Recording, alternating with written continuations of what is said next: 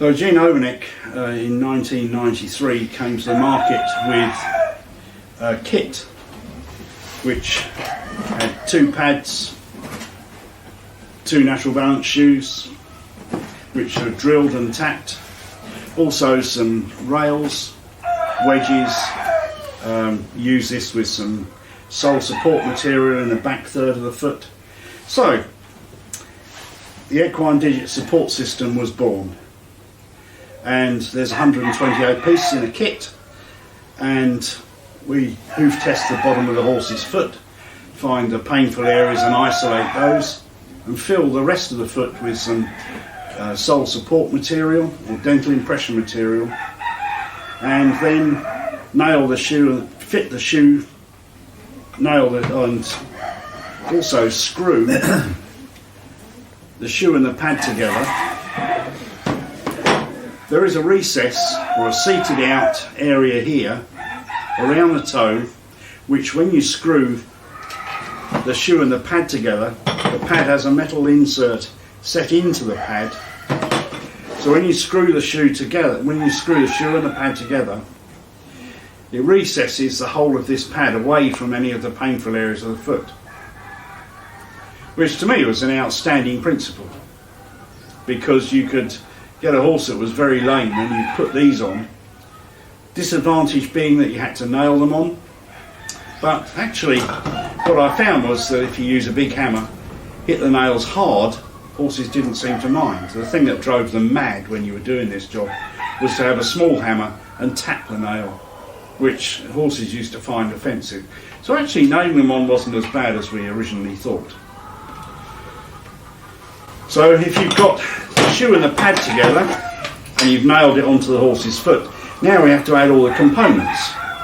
Now this is the bit that actually used to take longer than the shoeing process, was to walk the horse up and down in a straight line, also cause the horse to turn both ways.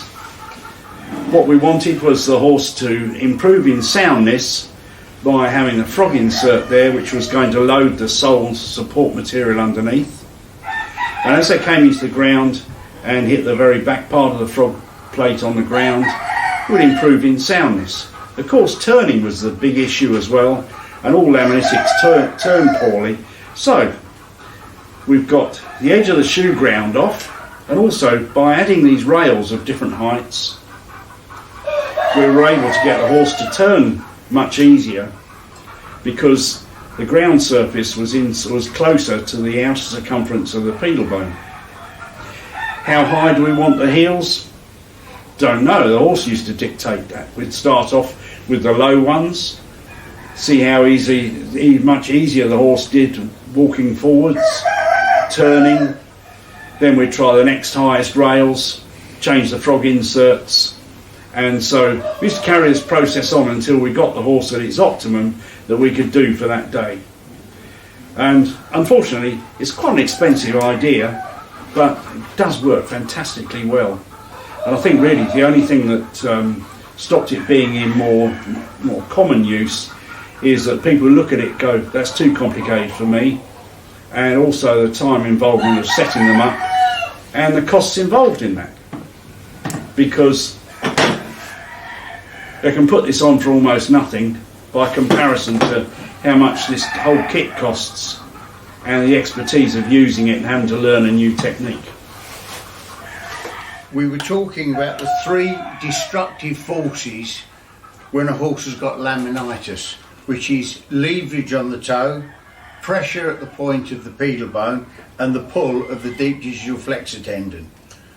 With this modern type of shoe, the early breakover takes leverage off the wall. The pull down of this clip takes any pressure off of the pedal bone just in front of the point of frog, and the rails take out the pull on the deep digital flexor tendon. However, any product, you need to go on a course to learn how to use it.